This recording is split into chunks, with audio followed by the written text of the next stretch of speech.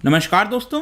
आपने देखा होगा कि जब से रशिया यूक्रेन का वॉर स्टार्ट हुआ है, वेस्टर्न कंट्रीज के द्वारा सैंक्शंस लगाया गया है रशिया के ऊपर, उसकी वजह से रशिया को काफी बड़ा झटका मिला है। मतलब कि रशिया के पास जो फॉरेक्स रिजर्व था, जो यूएस डॉलर था, उसकी कोई बहुत वैल्यू नहीं रह गई है। और इसी को देखते हुए यहां पर अब ये आंकड़ा सामने आया है कि विश्व भर के कई सारे देश जो हैं वो अपना जो रिजर्व रखते हैं, जैसे भारत में भी आपने देखा होगा कि हमारा जो रिजर्व्स है, जो सेंट्रल बैंक के पास होता है, आरबीआई के पास होता है, वो $600 बिलियन से ज्यादा है। अब उसके अंदर कई चीजें होती हैं। जब मैं रिजर्व की बात करता हूं तो यूरो हो गया, पाउंड हो गया, इस तरह के भी करेंसीज आप रख सकते हो। लेकिन ज्यादातर जो देश करेंसीज प्रेफर करती हैं रखना, वो है आपका यूएस डॉलर। काफी स्टेबल करेंसी है और इसकी डिमांड भी ज्यादा होती है। लेकिन पिछले कुछ समय से जो यूएस डॉलर का रिजर्व है टोटल रिजर्व में से, उसमें यहां पर आपको कमी देखने को मिलेगी। कई प्रकार के आर्टिकल्स और कई इस तरह की चीजें आपको देखने को मिलेगी। और इसीलिए आज मैं आपको इस वीडियो के अंदर बताऊंगा कि एग्जैक्टली कितना डॉलर कम हुआ है,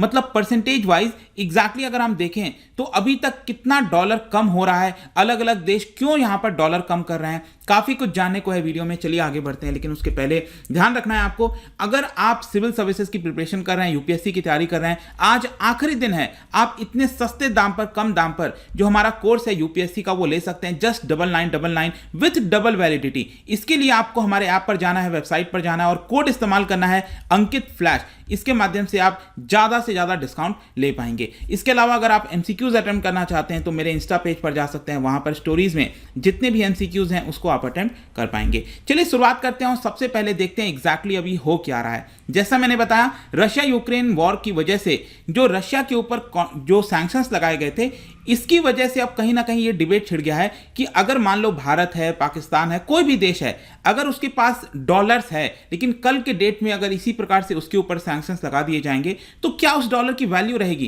क्योंकि वो डॉलर कहीं ना कहीं एक्सेप्ट नहीं होगा, प्रॉब्लम में आएगा। अगर कोई तीसरा देश उस डॉलर को एक्सेप्ट करता है रशिया से, तो यूएस उसके ऊपर भी सैंक्शंस लगा देगा। तो ये जो फॉरेक्स रिजर्व है ना, उसके ऊपर काफी ज्यादा चर्चा होने लगी है।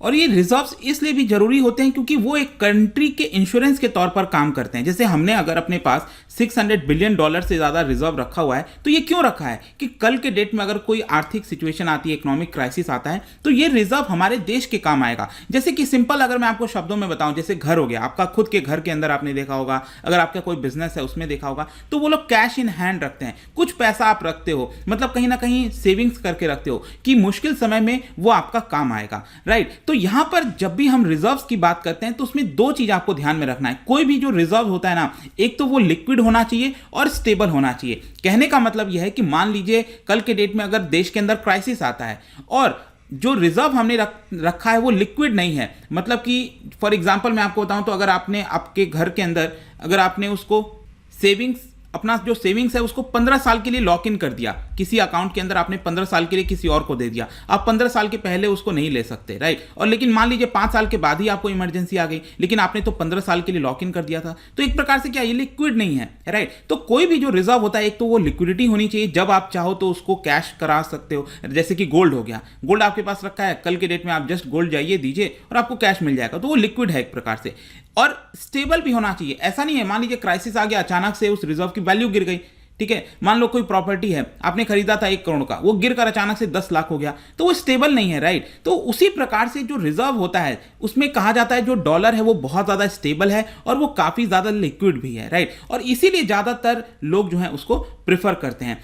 वैसे अगर आप देखोगे तो रिजर्व हमेशा से इकोनॉमिक डिस्कशन का पार्ट रहा है। जैसे वर्ल्ड वॉर 2 और वर्ल्ड वॉर 1 के बीच में अगर आप देखिए तो उस समय भी ये देखा जा रहा था कि इटली के ऊपर यहां पर इकोनॉमिक सैंक्शंस लगाए जाए। तो इकोनॉमिक सैंक्शंस लगाने से क्या इटली के पास इतना रिजर्व है कि नहीं है कि वो अपनी आपूर्ति पूरी कर पाएगा कि नहीं कर पाएगा। 1960s में ऐसा ही कुछ देखने को मिला था, जब यूएस के अंदर भी यूएस आपको पता होगा पहले जो डॉलर था वो गोल्ड से पैक्ड हुआ करता था, राइट। लेकिन यूएस को लगा कि वो उतना ज्यादा गोल्ड अपने पास नहीं रख सकता, इसी की वजह से फाइनली 1971 में डॉलर और जो गोल्ड का रिलेशन है उसको ब्रेक कर दिया गया। फिर फाइनली जाकर अगर हम देखें तो यहां पर 1990s में एशियन फाइनेंशियल क्राइसिस आया था और उस समय से यह डिस्कशन होने लगा कि किस देश के पास कितना रिजर्व होना चाहिए, क्योंकि एशियन फाइनेंशियल क्राइसिस के समय यह महसूस होने लगा कि ये जो देश थे, जो साउथ ईस्ट एशियन कंट्रीज थे, उनके पास सफिशिएंट रिजर्व नहीं है और वो यहां पर क्राइसिस में चले गए। तो उस समय यह डिस्कशन होने लगा कि कितना रिजर्व होना चाहिए, कई लोगों का कहना था कि उतना रिजर्व होना चाहिए ताकि जो शॉर्ट टर्म एक्सटर्नल डेट है वो देश पूरा कर सके। कुछ लोगों का कहना था कि वो जो देश जितना इंपोर्ट कराता है तो एटलीस्ट 3 महीने का इंपोर्ट आराम से करा सके, इतना रिजर्व होना चाहिए। कुछ लोगों का कहना था कि नहीं 12 महीने का इंपोर्ट करा सके, इतना रिजर्व होना चाहिए। तो ये जो बेसिकली मैं कह रहा हूं आपसे कि जो रिजर्व है ना वो हमेशा समय समय पर डिस्कशन का पार्ट रहा है। और फाइनली जो एशियन फाइनेंशियल क्राइसिस आया था उसके बाद से बहुत से देशों ने जो अपना फॉरेक्स रिजर्व है उसको बढ़ाना स्टार्ट किया। मैं आपको आंकड़ा बताता हूं, 1999 में अगर आप पूरे विश्व का फॉरेक्स रिजर्व देखोगे यहां पर वो आपको देखने को मिलेगा $2 ट्रिलियन। मैं डॉलर की बात कर रहा हूं, ध्यान रखिएगा, सिर्फ और सिर्फ डॉलर की बात कर रहा हूं। $2 ट्रिलियन ये बढ़कर 2014 में हो गया $12 ट्रिलियन, जो कि बहुत है। 2014 में कितना हो गया? $12 ट्रिलियन हो गया।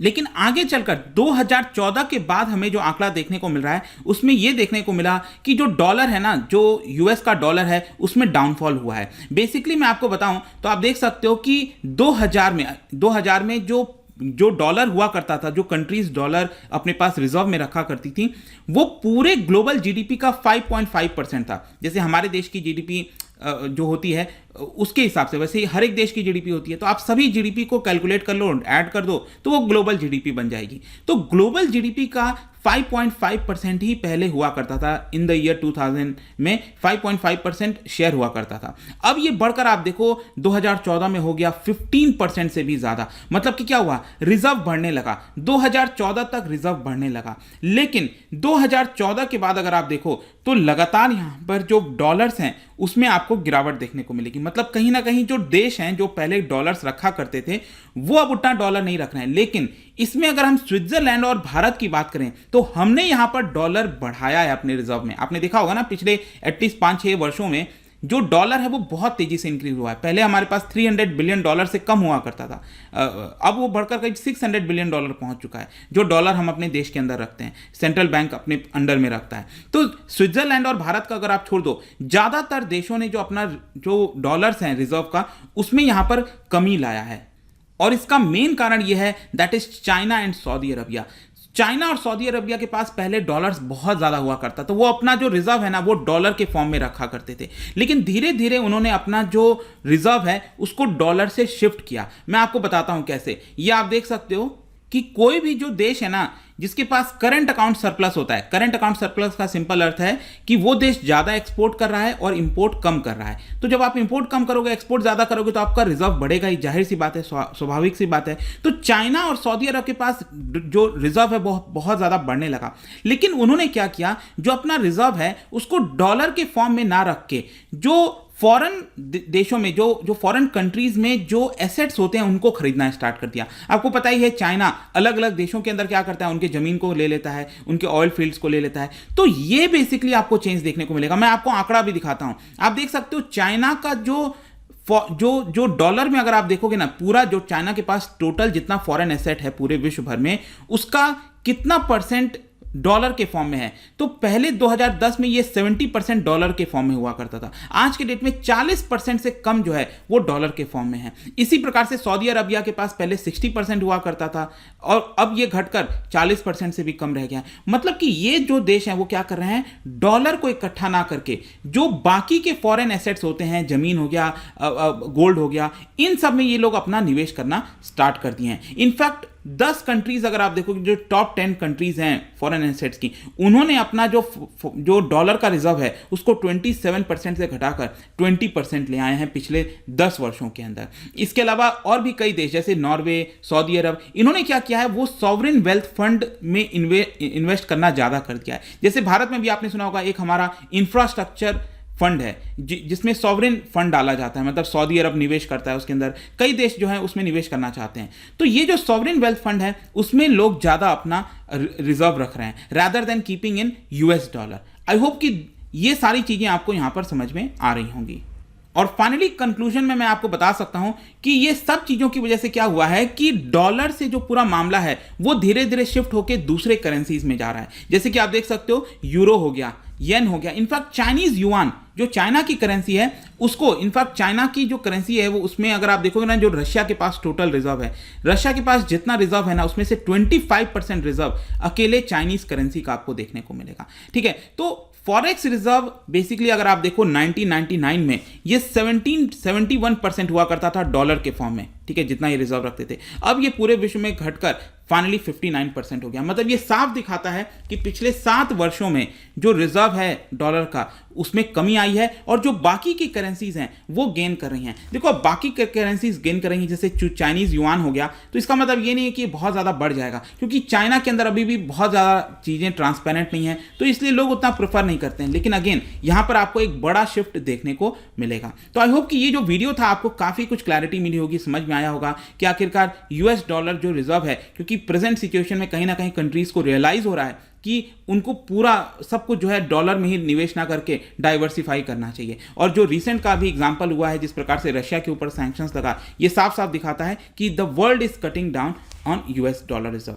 तो यही था पूरा वीडियो। जाने से पहले एक इंटरेस्टिंग क्वेश्चन, क्या आप बता सकते हो जो फॉरेन एक्सचेंज रिजर्व होता है उनमें से कौन सी चीज इंक्लूड नहीं की जाती है, कौन सी चीज फॉरेन एक्सचेंज रिजर्व में इंक्लूड नहीं की जाती है, ये आपको बताना है। इसका राइट आंसर आपको पता ही है, मेरे इंस्टाग्राम पर तो मिलेगा ही, वहां पर अगर आप नहीं हो कोई बात नहीं, टेलीग्राम से भी ले सकते हैं इसका सही उत्तर। मैं कई सारे जो एमसीक्यूज हैं वो यहाँ पर स्टोरीज में डालता रहता हूँ। बाकी अगर आपको पीडीएफ चाहिए तो टेलीग्राम पर आइए, अलग अलग सोशल मीडिया पर भी आप जुड़ पाएंगे। और जैसा मैंने बताया कि अगर आप यूपीएससी की तैयारी कर रहे हैं, आज आखिरी दिन है, आपको इतने सस्ते दाम पर जो कोर्स है स्टडी IQ का मिल जाएगा। कोड इस्तेमाल करना है अंकित फ्लैश। आई होप कि वीडियो आपको पसंद आया होगा। मिलता हूं आपसे next time. Till then, thank you very much, see you soon.